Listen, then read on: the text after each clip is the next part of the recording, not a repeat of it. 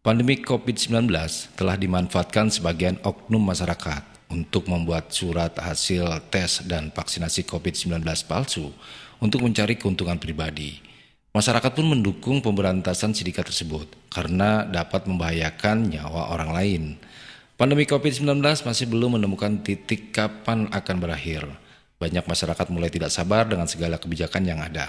Bahkan beberapa oknum menawarkan jasa pemalsuan surat hasil tes COVID-19 baik dengan metode PCR maupun antigen serta surat keterangan vaksinasi.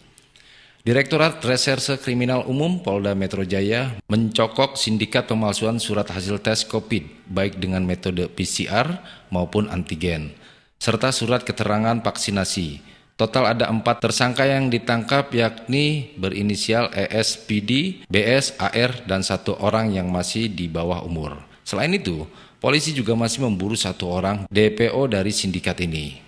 Kabid Humas Polda Metro Jaya, Kombes Yusri Yunus di Mapolda Metro Jaya, Jakarta Selatan menuturkan ada 3 tempat kejadian perkara yang sudah diamankan. Dalam aksinya, para tersangka mempromosikan surat hasil tes dan keterangan vaksinasi itu di media sosial. Mereka juga mematok tarif yang bervariasi untuk setiap surat keterangan.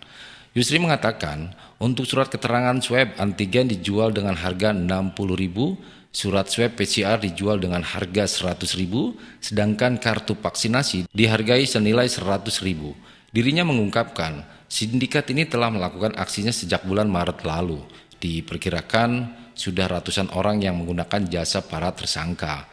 Dalam kesempatan yang sama, Direktur Reskrimum Polda Metro Jaya Kombes Tubagus Ade Hidayat menyampaikan bahwa sindikat ini menyasar orang-orang yang akan melakukan perjalanan, tapi enggan untuk melakukan tes. Seperti yang kita tahu, bahwa sertifikat vaksinasi menjadi syarat penting saat melakukan perjalanan selama masa PPKM darurat.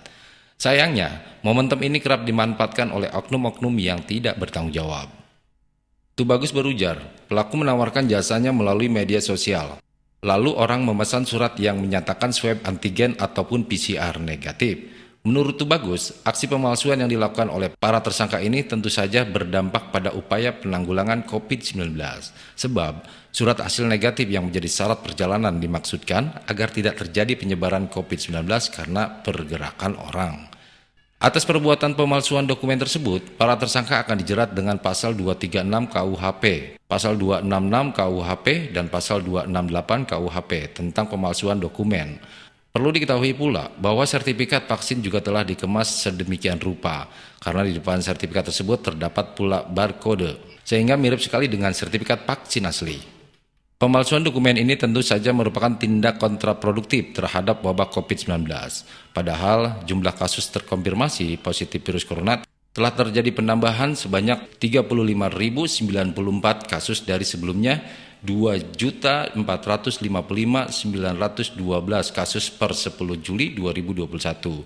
Penambahan kasus positif tersebut tersebar di seluruh provinsi Indonesia, di mana Provinsi DKI Jakarta masih menempati posisi teratas sebagai wilayah di Pulau Jawa dengan jumlah kasus COVID-19 terbanyak. Segala bentuk kecurangan tentu harus mendapatkan tindakan. Apalagi pemerintah juga telah menyediakan vaksin secara gratis sesuai dengan prioritas pemberian. Sehingga pemalsuan dokumen tentang kartu rapid dan kartu vaksin palsu tentu pantas mendapatkan tindakan tegas. Apalagi penyebaran virus corona varian baru di Indonesia, khususnya di Pulau Jawa, sudah sangat mencekam. Saat wabah atau pandemi ini mengakibatkan kelumpuhan di beberapa sektor, hingga rumah sakit yang kolaps karena overkapasitas. Tentu saja yang harus kita lakukan adalah mematuhi protokol kesehatan yang sudah ditetapkan oleh pemerintah. Pelaku pemalsuan sindikat kartu dan vaksinasi palsu tentu saja patut mendapatkan tindakan tegas, apalagi pandemi belum berakhir.